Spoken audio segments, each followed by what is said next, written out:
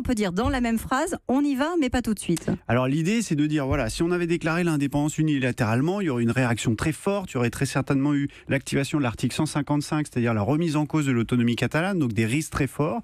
Et donc l'idée, c'est de dire, voilà, on met la balle dans le camp de Madrid, c'est-à-dire j'assume, selon ce que dit Carles Puigdemont, j'assume le mandat du peuple suite au vote référendaire, de mener la Catalogne vers un État indépendant, c'est-à-dire il assume cela.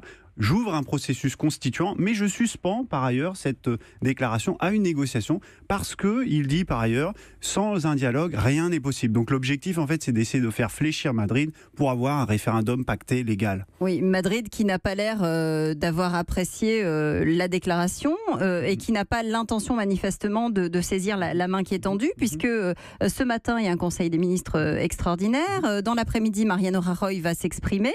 Qu'est-ce qu'il peut dire aujourd'hui, le Premier ministre espagnol ? Alors c'est toute la question, il est dans une position très difficile. Entre guillemets, ça aurait été plus simple pour lui qu'il y ait une déclaration unilatérale, parce que là, il aurait activé l'article 155, le tribunal constitutionnel, poursuivre le dirigeant catalan en justice, ce qui s'est déjà fait avec Artur Mas, l'ancien dirigeant de la Generalitat, qui ne peut plus se présenter aux élections pendant 2 ans pour avoir organisé le référendum en 2014. Donc de toute façon, Carles Puigdemont sera très certainement poursuivi par la justice, mais là en fait il ne peut pas forcément aller si loin, donc il est obligé d'une certaine manière de négocier. S'il ne le fait pas, il va avoir l'image d'une certaine radicalité qui va ensuite servir le camp des indépendantistes, donc la balle est dans son camp.